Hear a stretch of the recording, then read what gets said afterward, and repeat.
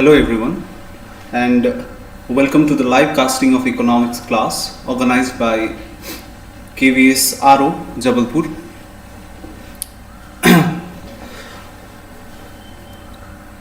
As you all know, we all are going through a very tough time due to the pandemic caused by novel coronavirus 2019. So before beginning today's chapter, before beginning the today's lecture, let us recall some of the situations that prevailed in Indian economy recently. Okay, just after our honorable Prime Minister announced that the country is going to have a lockdown for next 21 days on 24th of March, then immediately after Prime Minister's address, after 2-3 days, our Finance Minister Nirmala Sitharaman gave a press conference and announced various packages, fiscal packages, various packages to combat the hardship of this COVID-19. Okay, so here we will see some of the clippings of the newspaper. Here you will see that coronavirus FM Sitharaman announces package worth rupees 1,70,000 crore for poor daily wages. Okay, the headlines were such that FM Nirmala Sitharaman announces rupees 1.7 lakh crore relief package for poor. So we see that because of this pandemic, there was a relief package being announced by the finance minister, that is by the government. Okay, so whenever a relief package here means government is going to spend something so that the poorer section of the society does not bear the brunt of the effect of COVID-19 financially. Okay, so here we see that the government has come up with certain plans to spend certain amount of money so that the people get safeguarded, people will be safe at their home without working, so and they will be getting money also. Okay, so this type of package is known as fiscal package. Okay, fiscal means which is related to government, which is related to taxation, government expenditure and government borrowing. So we see that after that process, we have been seeing that India is borrowing from World Bank, India collected donations from its public itself. So this all comprises this all leads to the chapter which we are going to deal with now. Okay, our chapter for today, or the lesson for today, is based on government budget. Government budget means all those decisions which government takes related to its expenditure and related to its earnings or revenue. Okay, so we will be discussing about government budget today, and we will be discussing the very first part of government budget. Myself, Virat Chhetri, PGT Economics, Kendriya Vidyalaya Barkuhi. Without making much delay, let us discuss today's topic. Okay, in this chapter, this is unit 4 in your syllabus. As far as macroeconomics is concerned, this is unit 4 in your syllabus. This is a single chapter unit, and this unit comprises of 6 marks again.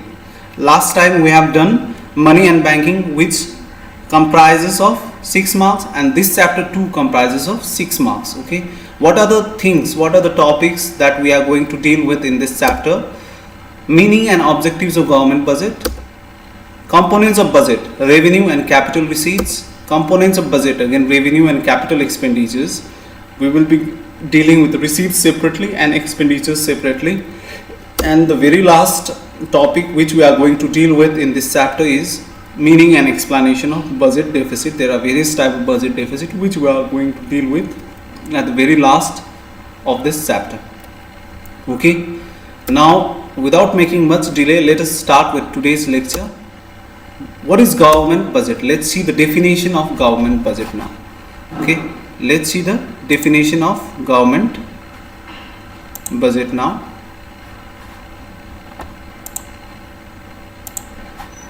Government budget is an annual financial statement of expected, okay, please keep these things in mind, of expected receipts and expenditures of the government during a fiscal year. So there are a few key words in this definition. First, it is a financial statement.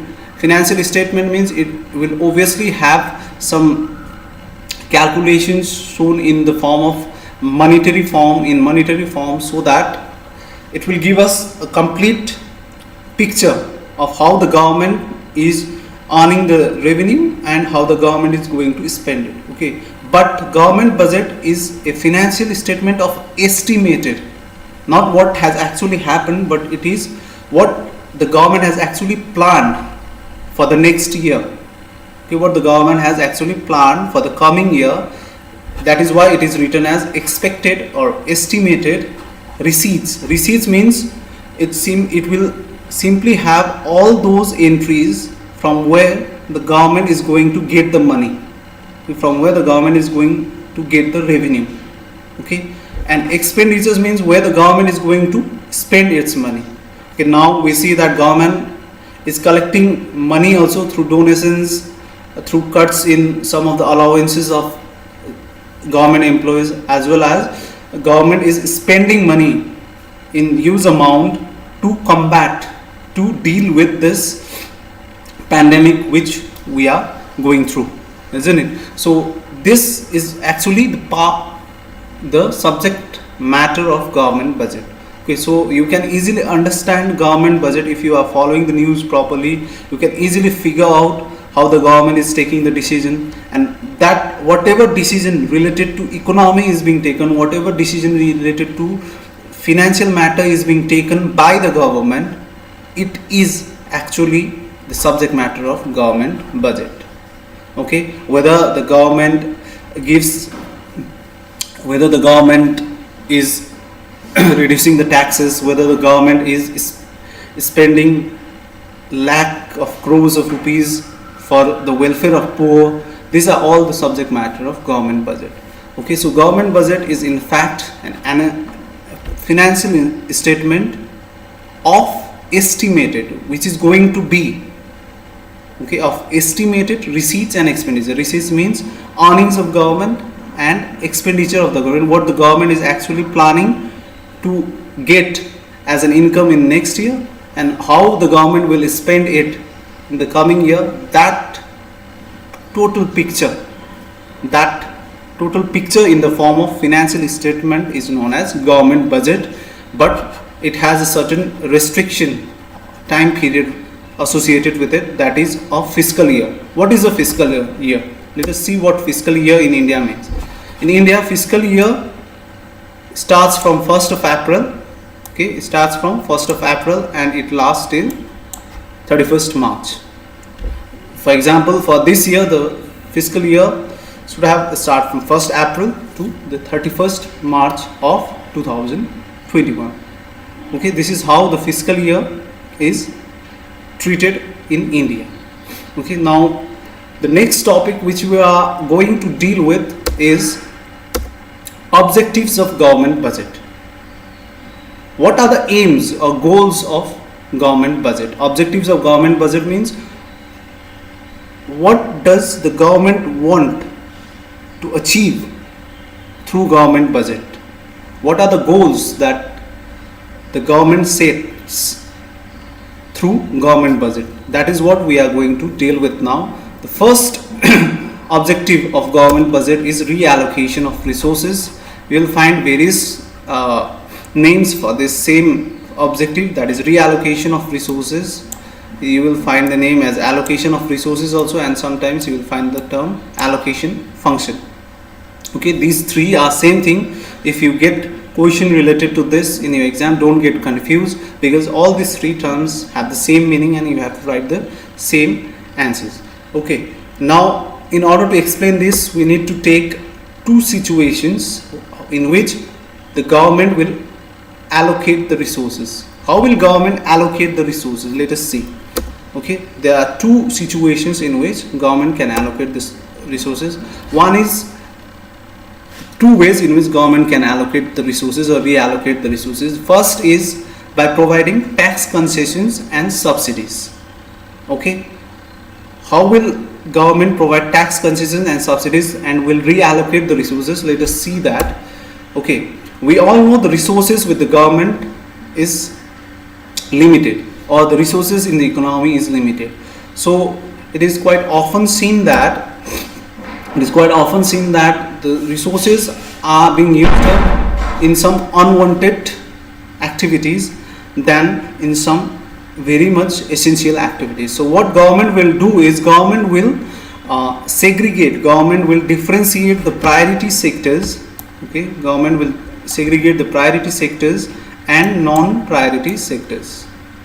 Okay, they will differentiate between priority sectors and non-priority sectors. Priority sectors are like agriculture, khadi industries, small scale industries, which generate more employment, and that too to the most vulnerable, to the most poorer section of the society and in the rural areas also. So what happens here is, in order to promote them, in order to encourage them, government can give tax concessions to these sectors, priority sectors, and government can also provide subsidies so that these sectors could function properly, could operate properly. Okay, so by doing so, what happens is the resources which are there in the economy may get transferred to such sectors, because the government is encouraging those sectors and government is discouraging sectors, non-priority sectors like alcohol production or cigarettes production. They impose higher taxes on them, or say for hoarders, etc., which are non-priority sectors, government will impose higher taxes on them and will not provide any subsidies, so that the resources which are being utilized to produce those goods can now be released from there and be used in the production of some valuable goods like agricultural products or khadi products or small scale industries, etc. Okay, second form in which government can reallocate the resources is by directly participating in the production process. How will government directly participate in the production process? Is through the PSUs, public sector enterprises. So government participates directly in production of certain items of social welfare. We often see that the item of social welfare, like providing drinking water facilities, okay, providing vaccinations, okay, polio vaccinations or any other vaccinations, are not done at private sector level. We see that the government has the sole responsibility to provide those items which are made for social welfare to the poorer section of the society, or to the least developed section of the society, or least the sector which is more vulnerable, okay, which is neglected by the private sector. So we quite often see, if we take the case of Indian economy, then immediately after independence, no private sector were in a position, they were afraid of taking very risky options, so they did not participate in the production process properly, okay, in order to provide electricity or in the extraction of coals, etc. The government played an active role. So we see that in the context of Indian economy, government has been playing an important role up till 1991. Okay, and most of the private sectors were not in the position, or they were not willing to invest in the sectors like electricity distribution, in the sectors like coal extraction, etc. So the government had to come forward to invest in these sectors. That is how the government has directly participated in the production process. That is the reason why we see the public sector enterprises like NHPC, NTPC operating in the electricity generation in India. Okay, there are institutions like there are enterprises like Coal India Limited, okay, Steel Authority of India Limited, which are all public sector undertakings, and which are the example of government participating directly in the production of goods and services. Okay, now we'll move on to our next objective. Okay, the next objective is redistribution of income and wealth. Redistribution of income and wealth. It has several names: reducing inequalities in income and wealth, reducing inequalities between rich and poor, redistribution or distribution funds. So it has 4 names altogether: redistribution of wealth and income, reducing inequalities in income and wealth, reducing inequalities between rich and poor, redistribution or distribution function. So here categorically the government will identify the 2 sections of the society. Okay, one is the rich section. Okay, what will government do is, since rich are already privileged, okay, privileged in the sense that they can meet the basic requirements of their life, not only basic but they can have a luxurious life too. So what happens here is government will try to impose higher taxes on rich. Okay, they will impose higher taxes on rich, and whatever revenue the government gets by taxing the richer section of the society, government will use those money.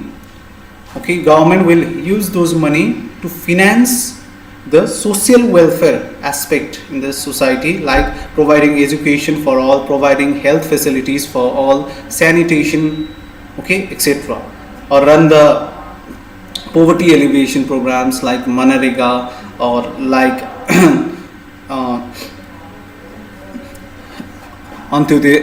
AAY, that is Antyodaya Anna Yojana, etc. Okay, so impose no or very low taxes on poor. Poor will be taxed very less, or they will be not taxed at all. On the other hand, richer section will be taxed more, and the money which the government gets from this richer section, the government will use that money to finance such programs which will benefit poor to a larger extent and society overall. Okay, so this is how the government operates. Now when you take away money from rich, obviously the money which are there, or the wealth which the rich people have, there will be reduction in the wealth of the richer section, and when the same money is being used to finance the programs made to alleviate poverty, then obviously it will also help the poor to rise up, okay, financially, and to a certain extent the inequalities, the gap between rich and poor will be reduced. The gap between rich and poor, the inequality between rich and poor will be reduced, and it will move more towards equality. Okay, the third objective of government budget is economic stability, or the same is written as price stability, or it is also known as stability function or stabilization of price or economy. Okay, it can be used in different ways. Okay, the same term can be used in different ways, so don't get confused. You may get the question related to economic stability or price stability, or you may be asked stability function, you will write the same answer for that.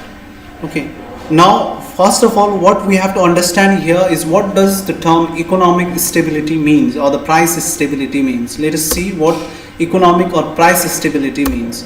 Price stability or economic stability simply means absence of inflation or deflation in the economy. There will neither be inflation nor be deflation or depression in economy. Now if you can recall, we have discussed in our previous lecture, okay, related to banking, we have been discussing about monetary policies to control inflation and deflation. Okay, now here with the help of government budget, we will be discussing about the fiscal policies which the government can take. We will be discussing about the fiscal policies which the government can take to control inflation or deflation. Inflation, as we all know from our previous knowledge that inflation deals with excess money supply in the economy and deflation means less money supply in the economy. So how will government through budgetary policies can be able to solve the problem of inflation or deflation in the economy? Okay, we will be discussing about that. Now, we have already discussed about monetary policy in banking. Here we will be basically dealing with fiscal policy, and fiscal policy comprises of three things. First, taxation, second, government borrowings, and third, government expenditure. The policies of the government which deals with taxation, government expenditure and government borrowings is known as fiscal policy. Okay, now here also we have two situations, inflation and deflation. Okay, what will happen in inflationary situation? How will government use the budgetary policy to control inflation? Let's see. First, what it will do is it will raise the taxes. Okay, raise the taxes means since inflation is associated with excess money supply in the economy, so what happens is if the government imposes more tax, if the government imposes higher taxes, then obviously the public will have less money left with them to dispose of, to spend. Okay, which we call in economics as a disposable income. The disposable income means that portion of income which an individual is able to spend to purchase something. That portion of income will reduce. Okay, when the taxes are raised, our disposable income or the money left with us to spend decreases. Okay, so automatically we will spend less. Spend less means there will be less demand. Less demand means it will check the inflation. Okay, now next is government borrowings will also be increased. When government borrowings are increased, what happens right now? If we see the situation right now in our country, okay, or in other countries also, but let us take an example of our country. Government has been borrowing. You must have heard about PM CARES Fund, PM National Relief Fund. There are other governments, state governments, which have built their own fundraisers. Okay, right now the government is in need of money from all the portion of the society. Okay, so government is borrowing from the society. So when government borrows from the society, what happens is the money which we have with us, we are donating it to we are giving it to the government. So what happens is money flows from our hand to the government, so we are left with less money with us to spend. Okay, less money to spend means we will be demanding less. Demanding less means obviously the inflationary situation will be under control. Okay, third, what government will do is government will reduce its expenditure. Okay, in case of inflationary situation, government will spend less. Okay, government will spend less. Okay, now in case of deflation, what happens is it will just be the opposite of inflation. Taxes will be reduced, government borrowings will be reduced, and government expenditure will be increased. Now let us connect this particular term, last term, government expenditure increases, this particular term with the news which I have started with. Okay, with the news clippings or the newspaper clippings which I have started with. You must have seen that on March 26th, our finance minister, respected finance minister, came in, gave the press conference and announced that 1.7 lakh crores worth of financial package especially targeted towards the poorer section of the society. Why has this been done? There is a wide fear around the world that the world economy may go into recession. The same fear also looms larger in India also. Okay, so in order to safeguard the economic, because we are almost locked down for more than 1 month now. All the production processes, all production has been stalled. Okay, it has been stopped. So there is no production. No production means no employment. No employment means no income generation. No income generation means people will not demand goods. So these are all linked. They are in chain. One will lead to another.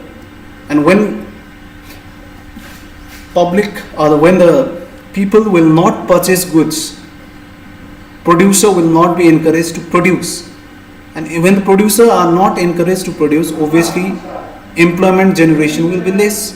So what happens here is that the government has to make sure in such a difficult situation that the production, once the lockdown is over, the production should come in track, and no public should be thrown out of their job or must be curtailed from their job.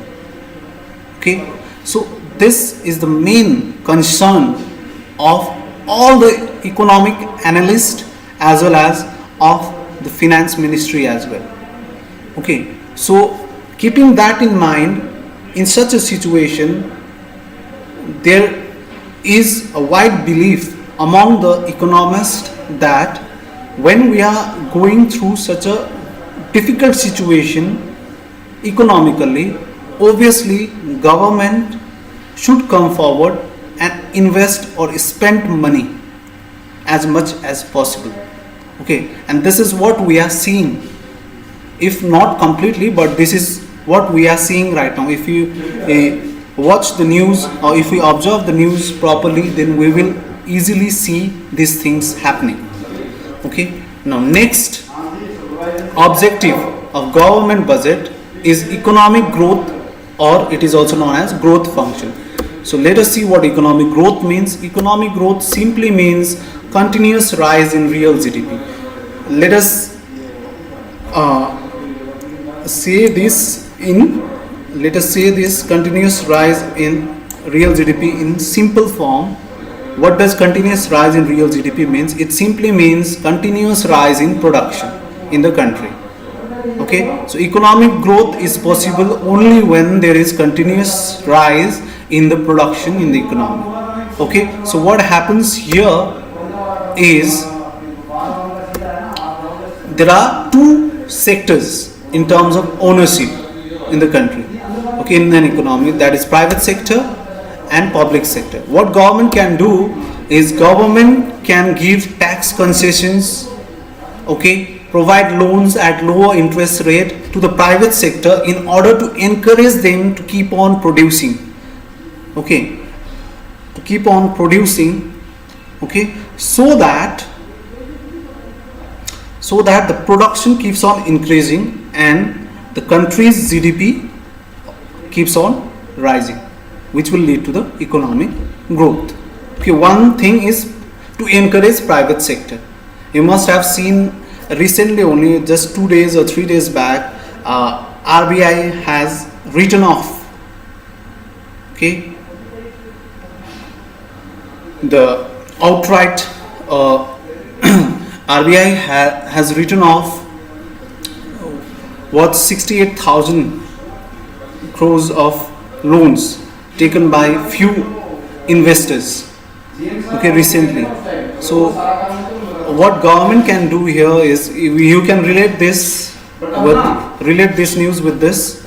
Okay, you can relate this news with this. Here we see that what happens is private sector can increase the production if it gets encouragement from the government side, if it gets some incentives from the government side. And what are those incentives? By providing tax concessions, by providing loans at low interest rate, or by providing electricity at subsidized rate, by providing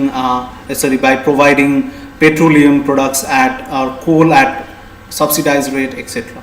Okay. On the other hand, there are certain public sectors also. Okay, public sector means the sector which are completely, or the enterprises which are completely which are owned, controlled and operated by the government. Okay, So here what the government can do is, government can invest more through public sector. More investment means there will be more production. More production obviously leads to economic growth. Okay. Now we'll move on to our next objectives. Okay, next objective is reducing regional disparities, reducing regional inequalities, reducing the gap among regions or areas. These are all same topic. You may get different names for this. Reducing regional disparities, reducing regional inequalities, reducing the gap among regions or areas. These are all the same topics with different names. Okay. Now, if we take the example of India. India has a variety of regions associated with it. Okay. India is known for its distinctiveness in terms of areas. Okay. So we have several types of regions in India. Some are hilly tracts, Himalayan region, Himalayan belt. Some are very fertile plains, Gangetic plains. Okay, some are desert. Okay, so there is variation within India. Okay, so we see that there is differences from one area to another area. So what happens is, we often see that some areas in India, some regions in India are very much developed. Let's say Gujarat, which has ports, which has sea, which has a coastal belt, so it has its own port. Similarly, Maharashtra has its own port. West Bengal, Kolkata, near Kolkata, it has its own port. If we go along that side, we find Odisha has its own port, and then if we go down, then Visakhapatnam, etc. So all this, if you see, the industries which are set up in India are mostly in these states, Maharashtra, Gujarat. Okay. And if you go to the northern part, Jammu and Kashmir, Himachal Pradesh, and if we come down to Uttarakhand and then to Sikkim and the other northeastern part of India, you will find very less number of industrialists or very less number of investors willing to go and invest there. Why it is so? Because they have poor infrastructure in the term of connectivity. Some of these areas only have road connectivity, that too not a all-time road. Okay, that too not a 12 months road or not a 365 days road. Sometimes when there is monsoon, the road gets disconnected. Okay, they don't have ports, they don't have railway connectivity. So these are the hurdles because of which most of the private companies don't want to invest in those sectors, in those regions. Okay, so how will government overcome that disparity? We see that Bihar is very backward, or for that sake Bihar and Jharkhand are very backward states as compared to some of the very affluent states like Punjab and Gujarat, etc. Why is this disparity in the country? And how will government reduce this disparity or inequalities through budgetary policy? We will see this. Okay. There are certain regions in India which are advanced and industrialized regions, which I have already discussed about. So we see that they have certain characteristics. They have good infrastructure in terms of roads, in terms of railways connectivity, in terms of port connectivity, in terms of ease of doing business. Means government encourages them to come and invest in the state by providing tax concessions, etc. Okay, large numbers of industries are set up in those advanced regions in India.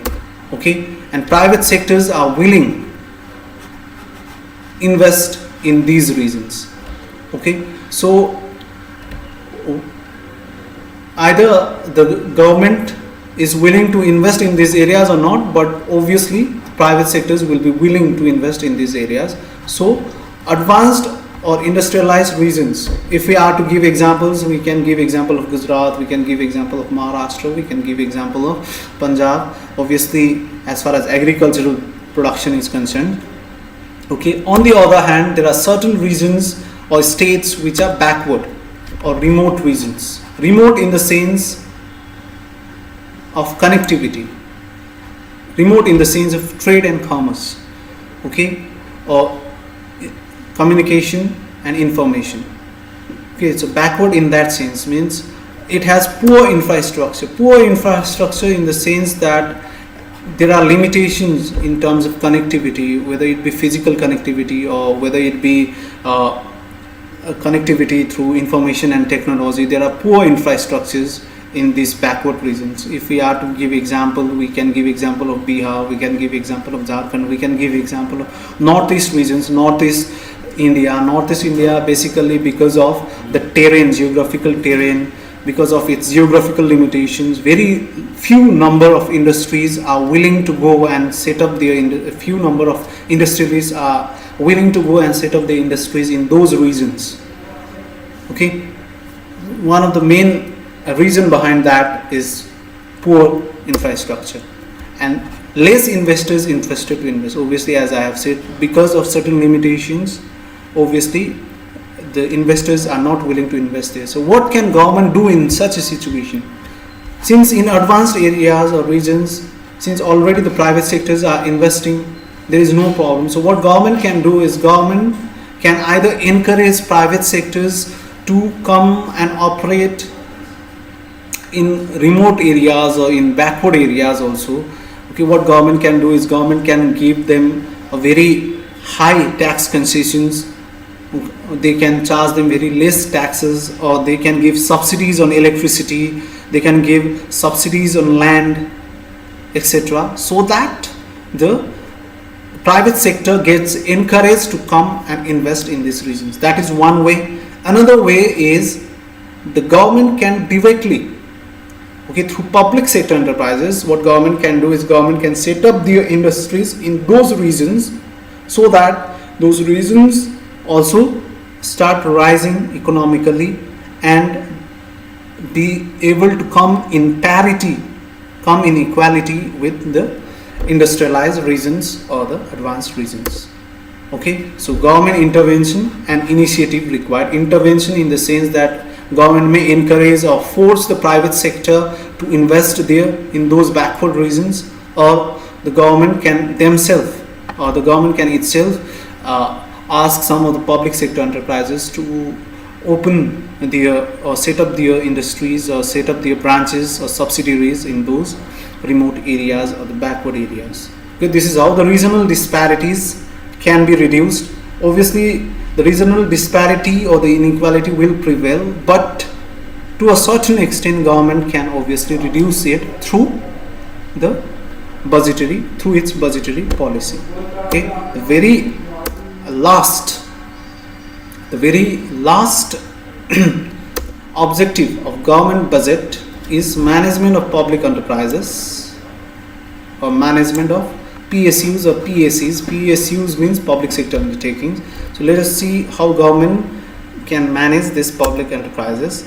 Public sector enterprises or undertakings. First, let us know what public enterprises means. Public sector enterprises or undertakings are those enterprises which are owned, see, keep this in mind, which are owned more than 51%, controlled and operated by the government. More than 51% means if you think of a company, or okay, if you think of a company which is of worth say 100 crores, okay, the value, okay, of that company is say 100 crores, and if the government ownership, if the government owns 51% stake of that company, particular company, if the government is owning more than 51% stake or the shares of that company, then obviously that company becomes public sector enterprises.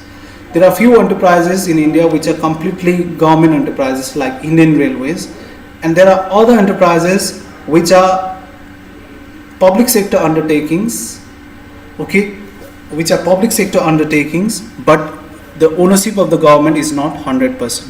If the ownership of government is more than 51%, it can be treated as, or it is treated as, in fact, the public sector enterprises.